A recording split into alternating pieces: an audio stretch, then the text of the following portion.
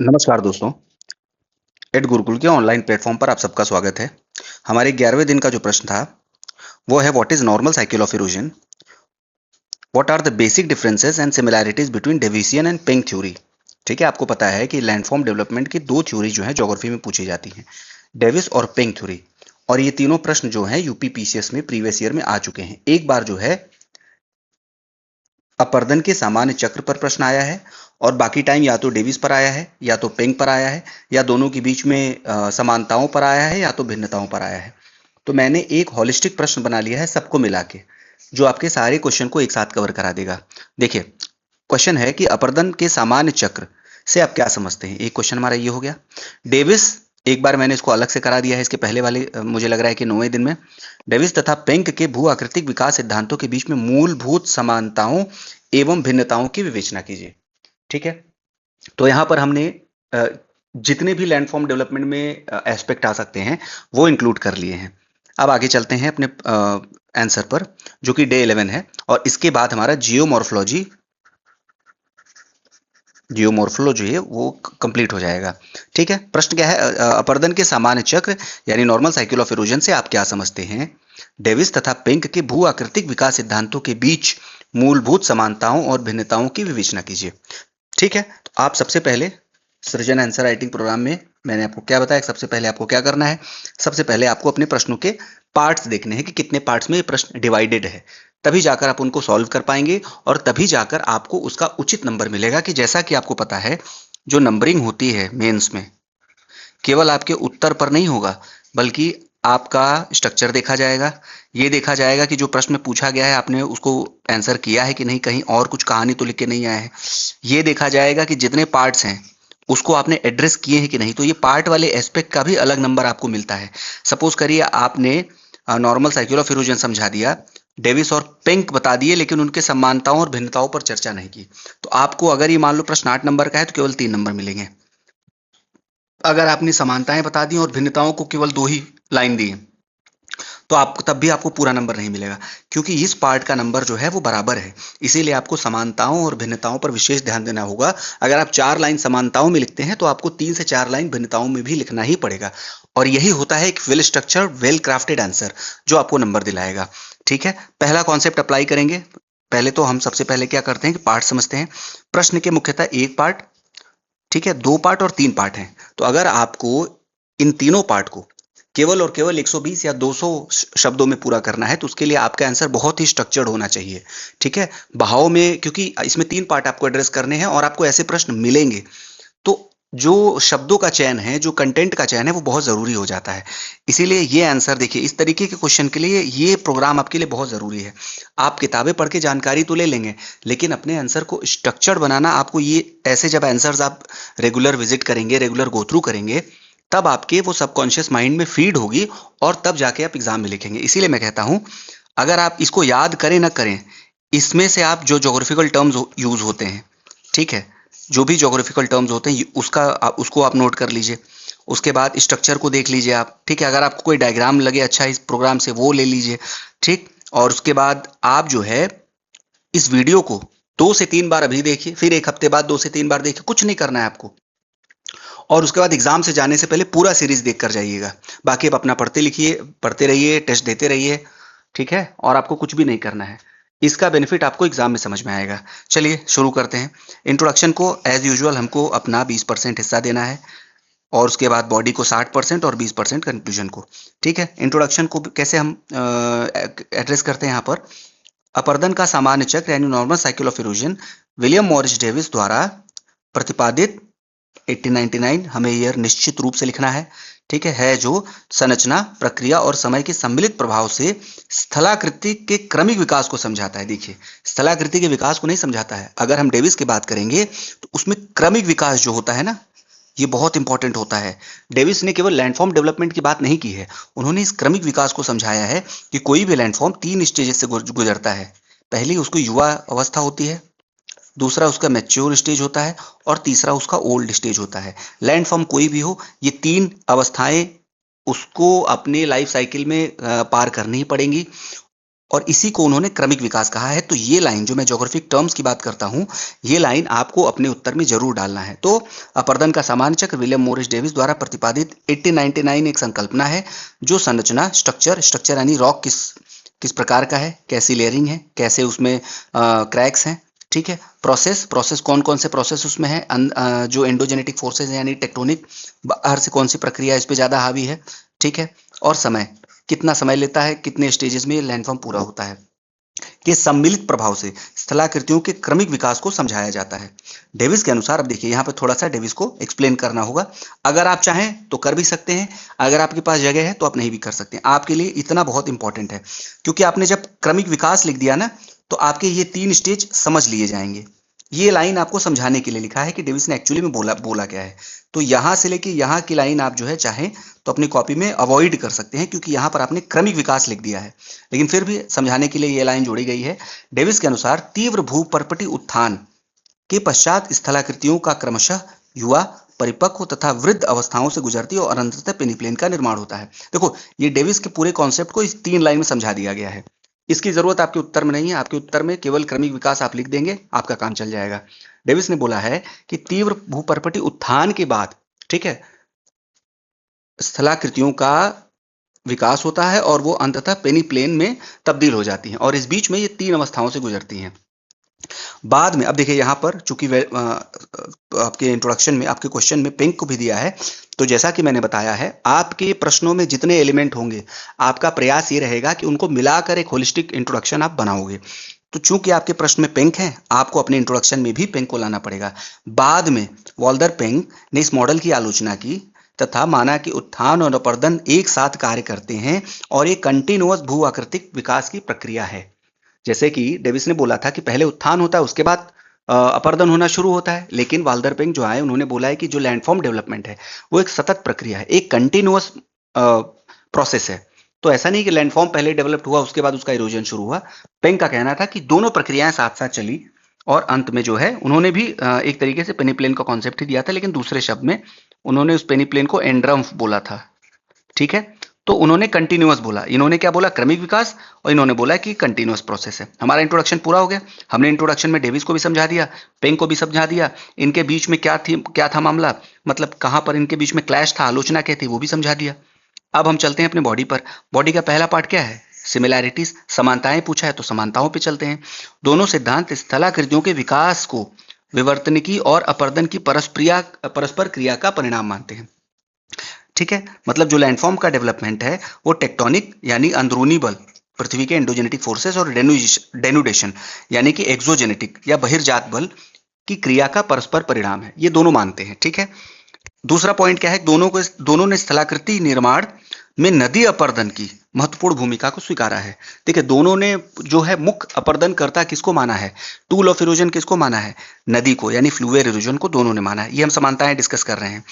दोनों भूवैज्ञानिक संरचना यानी जियोलॉजिकल स्ट्रक्चर और टाइम को भू आकृतिक विकास के लिए महत्वपूर्ण नियंत्रक कारक माना है। जैसे कि डेविस का था स्ट्रक्चर, प्रोसेस और टाइम, तो पिंक ने भी स्ट्रक्चर और टाइम को बहुत इंपॉर्टेंट नियंत्रक कारक माना है, जो कि लैंडफॉर्म को डेवलप करते हैं। दोनों नदियों की घाटियों और क्षेत्रीय उच्चावच के उद्गम और विकास इवोल्यूशन को समझाने का प्रयास करते हैं, ठीक है। मतलब दोनों लोग जो है स्लोप डेवलपमेंट को भी समझाते हैं, और रिवर वैलीज की जो साइकिल होती है ना, जो रिवर वैली पहले वी शेप वैली बनाती है, फिर यू शेप वैली बनाती है, फिर मैदानों में जाती है और लेटरल इरोजन करती है, पार्श्विक अपर्दन, उसके बाद वो डेल्टा बनाती हुए जो है समंदर में मिल जाती है। तो ये जो रिवर वैली के डेवलपमेंट और नदियों की जो जर्नी है उसको समझाने का प्रयास ये दोनों करते हैं। साथ ही साथ रीजनल रिलीफ और स्लोप को भी समझाने का प्रयत्न करते हैं।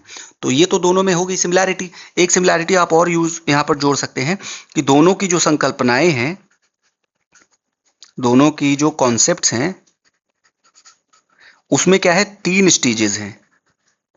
अब उन 3 स्टेजेस को डेविस ने अलग नाम से बोला है और पिंक ने अलग नाम से बोला है, ठीक है। आफस्तीजेंडे, ग्लिच फॉर्मिंग एंड आबस्तीजेंडे एट्विंकलुंग, ये अजीब से नाम है, ये आप देख लीजिएगा। ये 3 स्टेजेस पिंक ने बताए हैं, और 3 स्टेजेस जो है यूथ, मैच्योरिटी और ओल्ड, ये डेविस ने बताए हैं। तो दोनों में सिमिलैरिटी ये है कि दोनों ने तीन तीन स्टेजेस बताए हैं।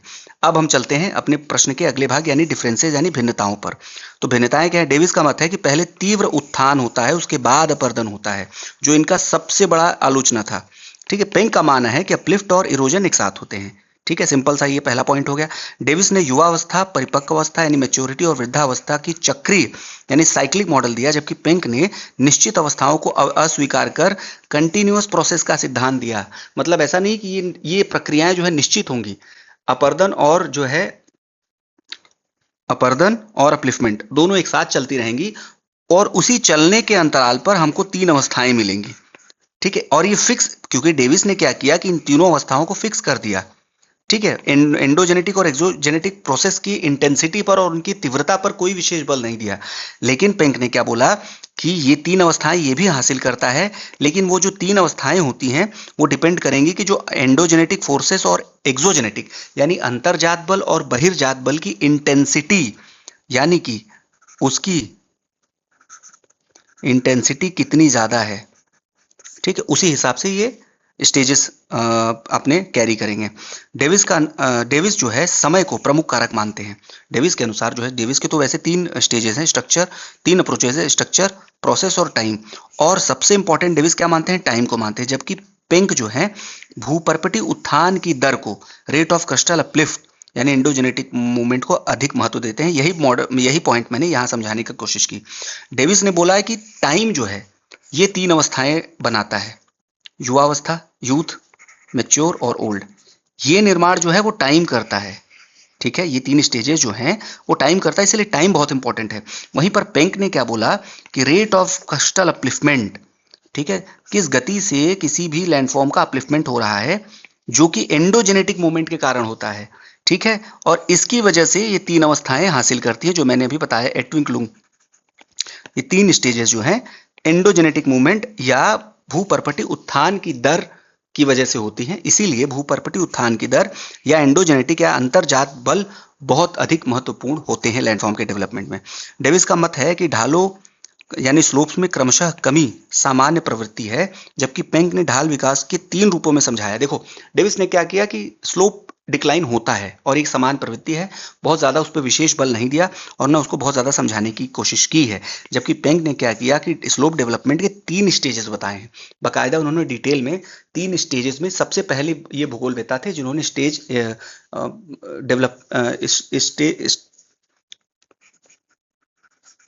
स्टेज इनका था स्टेज डिक्लाइन मॉडल और इनका था स्टेज रिप्लेसमेंट मॉडल। जी, तो इन्होंने ये पहले भूगोलवेत्ता थे जिन्होंने स्टेज रिप्लेसमेंट मॉडल को दिया था और इन्होंने तीनों स्टेजेस को वैक्सिंग स्लोप यानी कन्वेक्स, ये बढ़ती ढालें कहते हैं, दूसरा जो सम ढालें होती हैं यूनिफॉर्म स्लोप्स और स्ट्रेट, और तीसरी घटती ढालें होती हैं वैनिंग स्लोप और कनकेव। ठीक है, कुछ ऐसा स्ट्रक्चर बनता है। ठीक है, ये जो है वैक्सिंग स्लोप होता है यानी कन्वेक्स फॉर्म में होता है, ये स्ट्रेट होता है और ये हल्का सा बाद में चौथा जोड़ा गया जिसको फ्री फेस कहते हैं, और ये पांचवा जो है कनकेव स्लोप होता है। तो स्लोप का पहला मॉडल जो है वो डेविस ने ही अपनी पेंक ने ही अपनी संकल्पना में दी थी। डेविस जो है पेनिप्लेन को अपर्दन का अंतिम उत्पाद मानते हैं, वहीं पर पेंक ने एंड्रम्फ को अपना अंतिम उत्पाद माना है। दोनों की संकल्पना ये है कि कोई भी लैंडफॉर्म जो है वो डेवलपमेंट के बाद जो है एक प्लेन एरिया में तब्दील हो जाती है, जिसको डेविस ने पेनिप्लेन बोला है और पेंक ने बोला है एंड्रम्फ। डेविस का मॉडल तुलनात्मक रूप से स्थिर विवर्तनिकी वातावरण यानी रिलेटिवली स्टेबल टेक्टोनिक एनवायरनमेंट के लिए उपयुक्त है, जबकि पेंक का सिद्धांत विवर्तनिकी रूप से सक्रिय क्षेत्रों के लिए अधिक उपयुक्त है। देखो, डेविस का जो सिद्धांत है, हालांकि उन्होंने बोला नहीं है ये बात कि मेरा जो सिद्धांत है वो स्थिर विवर्तनिकी वातावरण के लिए है, लेकिन इनके मॉडल से ये समझा जाता है कि ये जो प्रोसेस है ये बिल्कुल इसके लिए जो लैंडफॉर्म ये बिल्कुल स्थिर टेक्टोनिक एरिया होना चाहिए, वहां पर किसी प्रकार का प्लेट मूवमेंट नहीं होना चाहिए, नहीं तो ये संकल्पना जो है वो फेल हो जाती है। लेकिन पेंक की जो संकल्पना है वो आप टेक्टोनिकली एक्टिव एरिया के लिए भी अप्लाई कर सकते हैं। क्यों? क्योंकि उन्होंने अपने प्रक्रिया में ही बोला है कि ये जो प्रक्रिया है वो सतत प्रक्रिया है। ठीक है, लगातार, क्योंकि प्लेट टेक्टोनिक हो, एक्सोजेनेटिक फोर्स हो, लगातार जो लैंडफॉर्म अपलिफ्ट भी होता है और ये एरोड भी होता है, यानी इसका विकास भी होता है और इसका पतन भी होता है, और ये प्रक्रिया लगातार चलती जाती है। और ये ऐसी अवस्थाएं जो हैं ऐसे फीचर्स कहाँ पाए जाते हैं? ऐसे फीचर पाए जाएंगे जो विवर्तनिकी रूप से सक्रिय क्षेत्र होते हैं, यानी टेक्टोनिकली एक्टिव एरियाज में ही पाए जाएंगे। तो जो पेंग का सिद्धांत है वो ज़्यादा फॉरवर्ड लुकिंग है और आप उसको आज भी अप्लाई कर सकते हैं, इवन विवर्तनिकी रूप से सक्रिय एरियाज में। अब हम आते हैं कंक्लूजन में। देखिए, कंक्लूजन में आपको इसको खत्म करना है फॉरवर्ड लुकिंग मैनर में। डेविस और पेंग दोनों ने भू आकृतिक विज्ञान या जियोमॉर्फोलॉजी के विकास में महत्वपूर्ण योगदान दिया है। किसी भी दो राइटर के बारे में अगर पूछा जाए या किसी भी एक जोग्राफर के बारे में पूछा जाए तो ये एक लाइन आपको जरूर ऐड करनी है कि इस फला जोग्राफर ने ज्योग्राफी के इस भाग के विकास में महत्वपूर्ण योगदान दिया है। डेविस का भौगोलिक चक्र यानी ज्योग्राफिकल साइकिल भूमि सतह की क्रमिक विकास को, देखिए फिर से आ गया यहाँ पर, क्रमिक विकास को सरल और व्यवस्थित रूप में प्रस्तुत करता है, जबकि पेंक ने सतत विवर्तन की गतिविधि, कंटिन्यूअस टेक्टोनिक एक्टिविटी और अपर्दन की एकीकृत व्याख्या की। यहाँ पर मतलब उन्होंने बकायदा जो है टेक्टोनिकली एक्टिव एरिया के लिए भी अपने मॉडल को बनाया, और जो एक्सोजेनेटिक जहां पर इरोजन ज्यादा होता है यानी बहिर्जात बल जहां पर एक्टिव होते हैं और वो इरोजन करके नए लैंडफॉर्म का निर्माण करते हैं, उसने अपनी व्याख्या को उसके लिए भी सुटेबल बनाया। अधिक गतिशील दृष्टिकोण प्रस्तुत करता है क्योंकि ये इंटीग्रेटेड मैनर में काम करता है। आधुनिक प्लेट विवर्तन के सिद्धांत, रिमोट सेंसिंग, जीआईएस, कॉस्मोजेनेटिक डेटिंग आदि स्पष्ट करते हैं कि स्थलाकृति विकास विवर्तनिकी, जलवायु और भू आकृतिक प्रक्रियाओं के संयुक्त प्रभाव से नियंत्रित होता है। जो पेंक ने बोला है, ये प्रक्रियाएं जो हैं वो लगातार चलती रहती हैं, ठीक है, और इसीलिए इस लैंडफॉर्म का डेवलपमेंट होता है और उसके बाद उसका डिक्लाइन होता है। इसीलिए पेंक का दृष्टिकोण विशेषकर सक्रिय पर्वतीय क्षेत्रों के लिए अधिक प्रासंगिक माना जाता है। और अंत हम ऐसे करेंगे, अगर हम इन दोनों का कंपैरिजन कर रहे हैं तो लास्ट में हम एक लाइन जरूर लिखेंगे, क्योंकि ये कंटिन्यूअस और इंटीग्रेटेड संकल्पना है पेंक की, इसीलिए ये अधिक प्रासंगिक माना जाता है। तो इस तरीके से हम अपना उत्तर खत्म करेंगे। आपको करना कुछ नहीं, आपको ये उत्तर सुनना है, 2-3 बार इसको सुन लेना है, उसके बाद एक बार लिख के प्रैक्टिस कर देना है। आपका डेविस, पेंक, उनकी डिफरेंसेस, सिमिलैरिटी सब एक वीडियो में हो गया।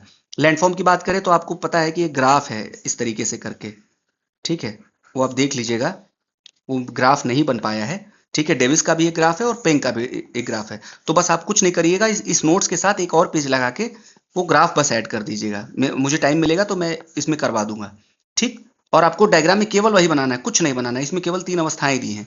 युवावस्था में क्या होता है कि वर्टिकल विरोजन यानी कि ऊर्ध्वाधर अपर्दन होता है, वी शेप की वैलीज बनती हैं, झरने बनते हैं, तीव्र धाराएं यानी रैपिड बनते हैं, ठीक है। उसके बाद पार्श्विक अपर्दन, ये कहाँ का है, मैच्योर स्टेज। लेटरल इरोजन होता है, ठीक है। वैली वाइडनिंग मतलब वैली का गहरापन नहीं होता, वैली जो है चौड़ी होती है। बाढ़ के मैदान बनते हैं, फ्लड प्लेन बनते हैं, मिएंडर बनती है, ठीक है।